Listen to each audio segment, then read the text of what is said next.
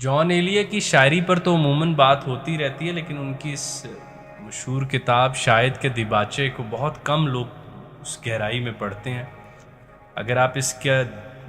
دیباچہ اچھی طرح پڑھ لیں تو آپ جان کی شخصیت سے واقف ہو جاتے ہیں کہ انہوں نے شاعری جیسا کارنامہ تو کم از کم سر انجام دینا تھا، اور ہمارے کئی متس جان اس کتاب کے دیباچے میں توڑتے ہیں، اور سب سے بڑا کہ ایک انٹلیکچول گھر کے خد و خال پیش کرتے ہیں ہمارے سامنے کہ ایک انٹلیکچول گھر کیسا ہوتا ہے، وہ گھر کیسے ہوتے ہیں جہاں شوراب پیدا ہوتے ہیں یا پیدا نہ ہو تو بن جائیں۔ تو وہ جان کا گھر تھا جس کا وہ ذکر اپنے دیباچے میں کرتے ہیں۔ عموماً کتابوں کے پریفیس یا اپلوگ یا پریامبلز نہیں پڑھے جاتے، مگر میرے خیال سے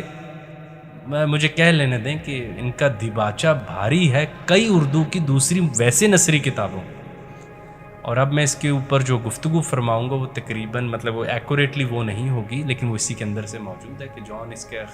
شروعات ہی یہاں سے کرتے ہیں کہ میں ضائع ہونا چاہتا تھا، میں رائے گاہ جانا چاہتا ہوں۔ مجھے حیرت ہوتی ہے کہ آج کل ہمارے ہاں کئی سپیکرز، کئی لوگ بچوں کو فقط پیسے کی کشش میں اتنا پاگل کر دیا کہ وہ ریئل سکسیس سے بھی ناواقف ہو چکے۔ تو جان تو کہتے تھے میں تباہ ہونا چاہتا ہوں، میری مدد کریں گے،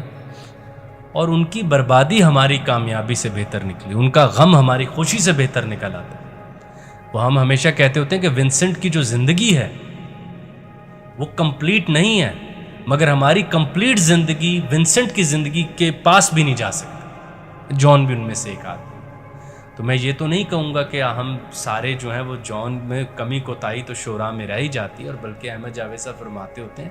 کہ بہت زیادہ نیک ہونے سے شاعری متاثر ہو جاتی ہے۔ تو جان کے بارے میں بھی کچھ ایسے خیال ہے کہ انہوں نے فرمایا کہ میں ضائع جانا چاہتا ہوں، اور وہ اس پڑھے لکھے باپ کا بیٹا جس کو اس کے باپ نے ایک ہی پیغام دیا کہ کتابیں کائنات کی سب سے بڑی اور خوبصورت شے ہے، اس کے بیٹے کو ضائع ہونا چاہیے تھا۔ میں ضائع ہو گیا، میں ایک پڑھے لکھے باپ کا بیٹا تھا جو آئیڈلزم کا شکار رہا، اور میں اس کائنات کو بہتر بنانا چاہتا تھا، اور جس نے بھی خواب دیکھا وہ رائے گاہ ہی گیا۔